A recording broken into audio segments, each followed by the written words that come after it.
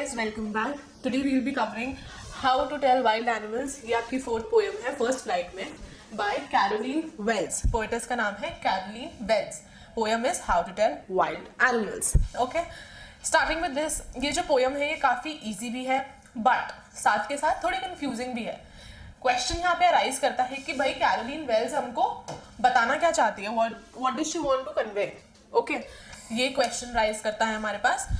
सो इस क्वेश्चन को आंसर करते हुए आई वांट टू टेल कि आप इतना समझ लो कि कैरोलीन वेल्स हमारी पोएटेस हमको वाइल्ड एनिमल्स को आइडेंटिफाई करना बता रही है कि हम जंगली जानवरों को आइडेंटिफाई कैसे कर सकते हैं, उन्हें पहचान कैसे सकते हैं.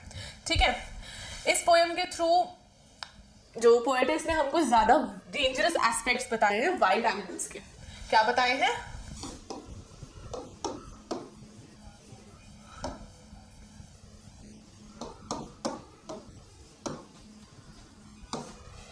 डेंजरस एस्पेक्ट्स वाइल्ड एनिमल्स के. ओके, और लास्टली ये पोएम थोड़ी क्रिएटिव है, काफी क्रिएटिव वे में बताया गया है वाइल्ड एनिमल्स के बारे में. चलो स्टार्ट करते हैं, देखते हैं आखिर क्या बताया था क्रिएटिव वे में. Let's get started. If ever you should go by chance to jungles in the east, and if there should to you advance a large and tawny beast, if he roars at you as you are dying, you will know it is an Asian lion. एक और बार पढ़ते हैं. If ever you should go by chance, इस line का मतलब कि अगर तुम बाय चांस किसी जंगल में जा रहे हो, जंगल में घूमने जा रहे हो, कहाँ पे? Jungles in the east, east side के जंगलों में अगर तुम कभी जा रहे हो तो पोएटेस आपको यहाँ पहले ही वार्न कर दे रही है. क्या कर रही है? वार्न कर रही है. किसके बारे में वार्न कर रही है? A large tawny beast. Large tawny beast कौन है? बीस्ट मतलब बहुत ताकतवर, कोई बहुत ताकतवर क्रीचर. और टॉनी का मतलब येलो. ठीक है, एक लार्ज येलो कलर का बीस्ट. साइड में देख के तो तुम पहचान ही नहीं होगी कि कौन है. तो if he roars at you, you are dying, you will know it's an Asian lion. फिर उसने हमें बताया है कि अगर ये क्रीचर, अगर ये बीस्ट तुम पे दहाड़ता है, रोर करता है, तो तुम मरी जाओगे. बट मैं फिर भी तुम्हें बता दे रही हूं कि ये एक एशियन लायन है. लायन. ओके, यहाँ पर लायन के डेंजरस एस्पेक्ट्स के बारे में पोएटेस ने हमको बताया है. ठीक है, so we'll read it again. If ever you should go by chance to the jungles in the east, and if there should to you advance a large tawny beast, if he roars at you as you are dying, you will know it's an Asian lion. Okay, यहाँ पर मैं थोड़ा अगर और in depth जाऊं तो यहाँ पे हमें एशियन लायन की मैसिवनेस बताई है कि कितना स्ट्रॉन्ग है. ये बताया है कि अगर वो तुम पे रोर कर देगा, अगर वो तुम्हारे ऊपर दहाड़ देगा तो तुम मर जाओगे, कोई दूसरा चांस है ही नहीं. ओके, तो इसका मतलब ये हुआ. Moving forward. और if sometime when roaming around a noble wild beast greets you with black stripes on a yellow ground, just notice if he eats you. This simple rule may help you learn the Bengal tiger to discern. Okay, अब यहाँ एक दूसरा animal की बात start करती है यहाँ पे पोएटेस हमारी.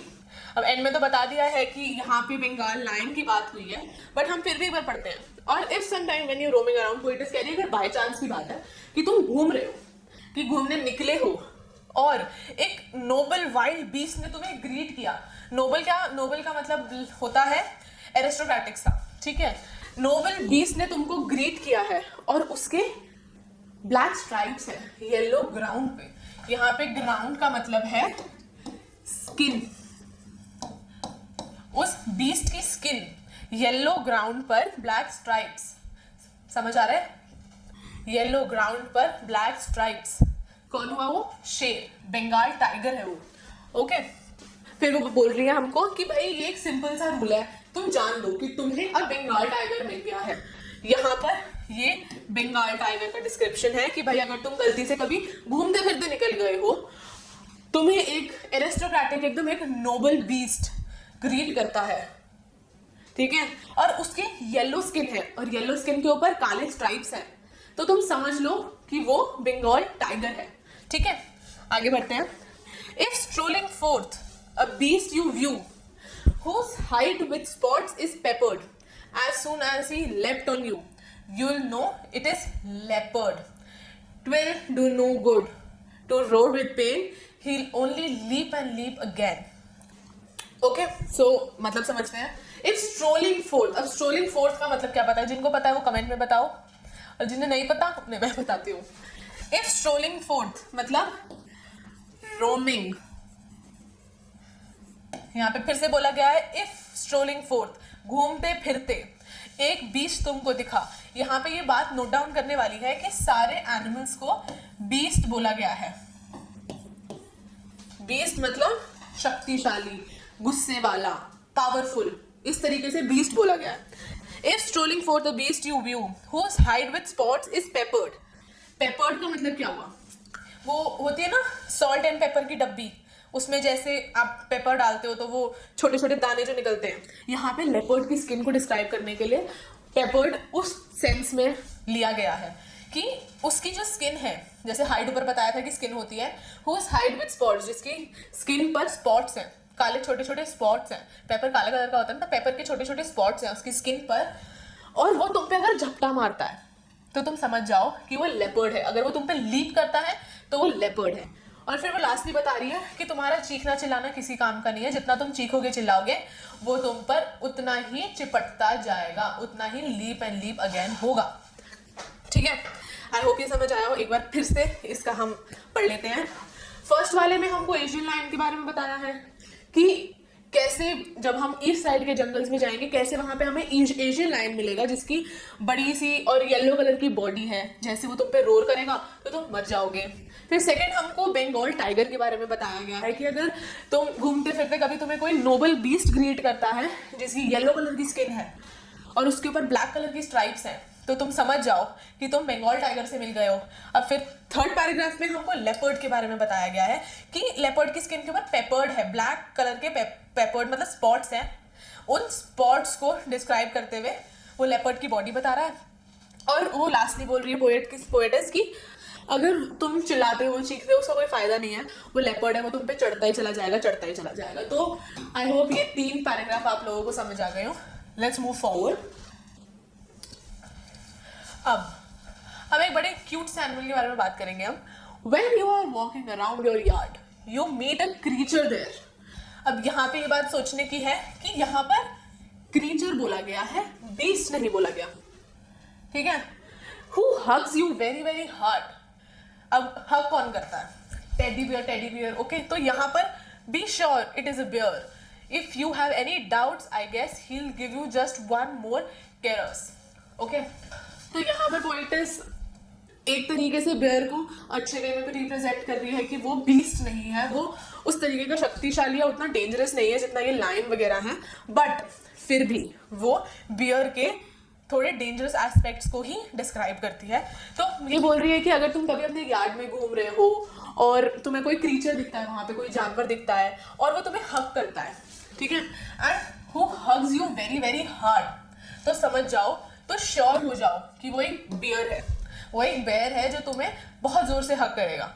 ठीक है. और फिर वो लास्टली बोलती है if you have any doubts, अगर तुम्हें फिर भी कोई डाउट है, तुम अगर फिर भी डाउट में हो तो वो तुमको बस एक और बहुत तेज हग करेगा. कैरेस का मतलब हग है, टच है. ठीक है.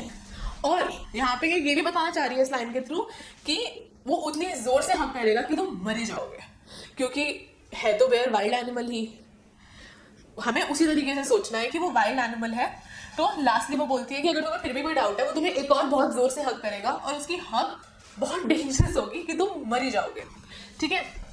अब 5th पैराग्राफ में ये थोड़ा कंफ्यूजिंग पैराग्राफ है बट इंपॉर्टेंट है. इस पे से CBSE के क्वेश्चंस भी आते हैं. ठीक है. ये थोड़ा कंफ्यूजिंग पैराग्राफ है, थोड़ा सा ध्यान से समझेंगे हम. दो to distinguish beasts of prey, a novice might non-pulse. The crocodile you always may tend from the hyena thus. Hyenas come with merry smiles, but if they weep, they are crocodiles. देखो, अब इसको थोड़ा easily समझाने के लिए मैं एक बात करती हूँ तुमसे. मगरमच्छ के आंसू सबने सुने होंगे, ठीक है, तो इसको उस तरीके से याद रखना कि मगरमच्छ के आंसू, crocodile cries and hyena smiles. आओ अब समझें इसको। सबसे पहले दो, to distinguish beast of prey. यहां पे डिस्टिंग्विश का मतलब सबको पता है क्या होता है, डिफरेंस, ठीक है, डिफरेंस। नोवाइस का मतलब होता है नौसिखिया, न्यू, ठीक है, न्यू, नौसिखिया मतलब होता है जिसको लेस एक्सपीरियंस होता है। तो यहाँ पोएटिस कह रही है कि जो न्यू कमर है, जिसको थोड़ा कम एक्सपीरियंस है, उसको इन दो बीस्ट के बारे में डिफरेंशिएट करने में थोड़ी प्रॉब्लम होगी, क्योंकि ये सेम से दिखते हैं, तो उसको प्रॉब्लम होगी डिस्टिंग्विश करने में कि भाई कौन सा कौन है और कौन सा कौन है। Okay, the crocodile you always मे, अब पोएटिस हमें बता रही है कि आप डिफरेंशिएट कर कैसे सकते हो, कि the crocodile you always may tell from the hyena thus, hyenas come with many smiles but if they weep they are crocodiles। तो यहाँ पे पोएटिस बोल रही है कि जब ये दो तुम्हारा शिकार करने आएंगे, अगर वो रो रहा है तो क्रोकोडाइल है, और अगर वो हंस रहा है तो वो हाइना है, ठीक है। मगरमच्छ के आंसू, ये कहानियां बहुत बार सुनी भी होंगी हमने कि क्रोकोडाइल्स हमेशा नाटक करके दिखाते हैं कि वो रो रहे हैं, ठीक है। तो जब वो तुम्हारा शिकार करने आएंगे, अगर वो रो रहा है तो वो क्रोकोडाइल है, बट अगर वो हंस रहा है तो वो हाइना है, जैसे यहाँ पे हम इसकी हंसी देख सकते हैं, ठीक है। ये था इस पैराग्राफ में, आई होप थोड़ा मुश्किल ना लगाओ। अब लास्ट पैराग्राफ है हमारा। The true chameleon is small, a lizard sort of thing, he hasn't any ears at all and not a single wing. If there is nothing on the tree, it is the chameleon you see। बड़ा easy paragraph है, सबसे easy paragraph है। I hope ये मतलब मेरे बिना समझाया भी समझ आ गया होगा। यहाँ पे सबसे पहले तो कमेलियन की बात करी गई है। पहला बोला है कि वो स्मॉल है, ठीक है। दूसरा लिजर्ड की तरह है, छिपकली की तरह होता है ना कमेलियन, लिजर्ड की तरह है। तीसरा उसके कान नहीं है, नो ईयर्स। फिर एक पंख भी नहीं है, no single wing, no wing. और आखिरी की दो लाइनें इंपॉर्टेंट है कि अगर आपको लग रहा है कि पेड़ पर कुछ नहीं है तो आप श्योर हो जाओ कि वहां पर कमेलियन बैठा हुआ है। कमेलियन कौन होता है, गिरगिट, गिरगिट जो रंग बदलता है, ठीक है। तो रंग बदलता है वो जैसे पेड़ पर ही होता है यूजुअली, तो उसने पेड़ का ही रंग ले लिया है। वो पोएटिस आपको बताना, आपको वार्न करना चाहती है कि अगर आपको लग रहा है बाय चांस कि पेड़ पर कुछ नहीं है, तो भाई वहां पक्की बात है कि कमेलियन गिरगिट बैठा ही हुआ है। तो इसके साथ एक पोएम खत्म हो जाती है। एक बार फिर से हम रिवाइज कर लेते हैं इन 3 पैराग्राफ्स को जैसे पिछले वाले किए थे। If you are walking around in your yard you meet a creature there. यहाँ पे बेयर को क्रीचर बोला गया है, बीस्ट नहीं बोला गया है, ये चीज याद रखने की है। और बेयर को कैसे बताया गया है कि वो आपको एक बार हग करेगा। अगर उसने आपको हग किया, if he hugs you, be sure that it's a bear. और अगर आपको फिर भी कोई डाउट है कि भाई ये क्या है, वो आपको एक और बार टच करेगा, वो आपको एक और बार हग करेगा, और उसका हग इतना डेंजरस होगा कि आप मर ही जाओगे। अब हम 5th पैराग्राफ पे आते हैं। यहाँ पर पोएट बोलना चाह रही है हमको कि यार थोड़ा मुश्किल होगा न्यू कमर्स के लिए या फिर जिनको एक्सपीरियंस है उनके लिए ये डिफरेंशिएट करना इन दो बीस्ट के बारे में। तो वो कुछ इस तरीके से बताती है कि जब ये शिकार करने आएंगे, जब अपने प्रे को ये लोग पकड़ने आएंगे, अगर वो रो रहा है तो वो मगरमच्छ है, अगर वो हंस रहा है तो वो हाइना है। तो इसी तरीके से ये 5th पैराग्राफ में इसका डिस्क्रिप्शन देती है। अब यहाँ पर कमेलियन की बात करती है। कमेलियन कौन होता है, गिरगिट। किस तरीके का होता है, छोटा, लिजर्ड की तरह होता है, उसके कोई कान नहीं है, कोई पंख नहीं है। और अगर आपको लग रहा है कि उसके मतलब पेड़ पे कोई है भी, तो आप श्योर हो जाओ कि भैया पक्की बात है, कमेलियन बैठा है, वहां तो गिरगिट बैठा ही बैठा है। तो इसी के साथ ये पोएम पूरी खत्म हो जाती है। कोई डाउट हो तो let me know in the comment box. Will see you in the next video.